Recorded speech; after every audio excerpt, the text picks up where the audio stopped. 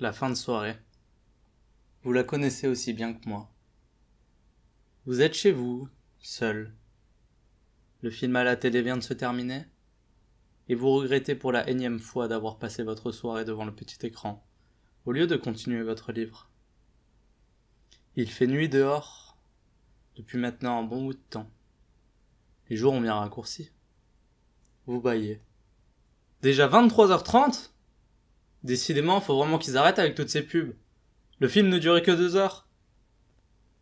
Vous éteignez la télévision, oubliant que cela vous plongerait dans le noir complet. La pluie tambourine sur la toiture.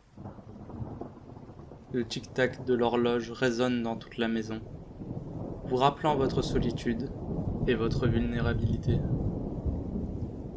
Un frisson vous parcourt, tandis que vous avancez vers l'interrupteur, les bras tendus afin de ne rien heurter. La lumière apparaît, vous éblouissant quelque peu. Vous vous sentez rassuré. Qu'est-ce que je suis stupide à me prier pour rien ? À croire que je n'ai pas évolué depuis mon enfance et qu'une partie de moi croit encore aux méchants monstres qui se cachent dans le noir. Vous regardez par la fenêtre de votre salon ce qu'il se passe à l'extérieur. La tempête, toujours. Les quelques éclairages publics dessinent sur le sol des ombres étranges. On dirait des silhouettes. Des silhouettes humaines qui tendent leurs longs bras vers vous, comme pour vous demander de l'aide. Vous sursautez. Là, juste devant votre porte, il y a quelqu'un. Vous reculez d'un pas, machinalement. Pas de panique. Pas de panique. La maison est fermée à clé. Il ne peut pas entrer. Non! Vous avez oublié de tourner la serrure ce soir. L'angoisse monte. Vous essayez de vous rassurer. Il ne peut pas être méchant. Vous fixez cet homme, tentant de vous cacher le mieux que vous pouvez. Il ne doit pas vous voir. Non, surtout pas. Mais combien a-t-il de bras ? De longues secondes s'écoulent. Que veut-il à la fin ? Il bouge sa tête. Ses 8 bras ondulent dans l'air, mais il reste les pieds cloués au sol. La boule au ventre, vous continuez votre observation, bien que celle-ci soit rendue difficile par les ténèbres ambiantes. C'est là que vous vous rendez compte de l'impossible. Pendant tout ce temps, vous fixiez l'arbuste de votre jardin, dont les branches étaient agitées par le vent. Vous riez nerveusement. Un flash lumineux. Le tonnerre. La coupure d'électricité. Celle que vous ne voulez jamais rencontrer lorsque vous êtes seul la nuit.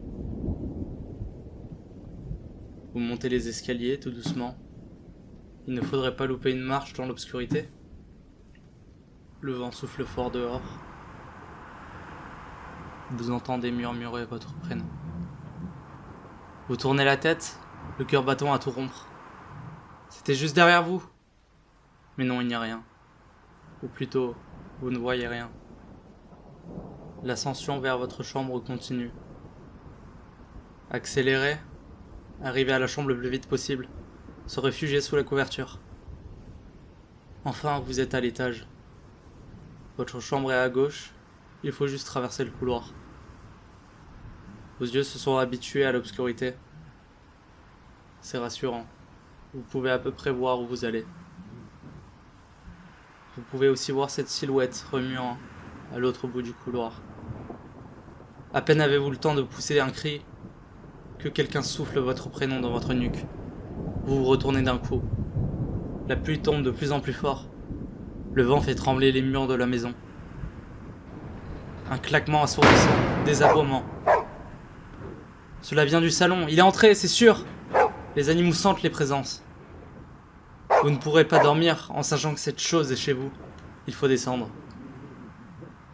Tremblant de tout votre être, vous retournez sur vos pas.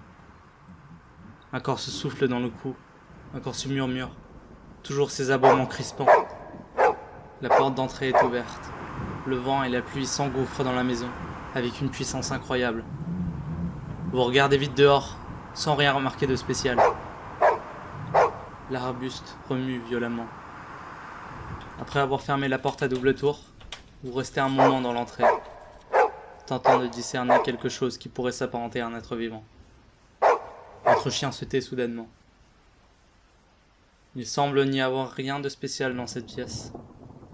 Finalement, après avoir caressé votre animal de compagnie, vous décidez de remonter à l'étage.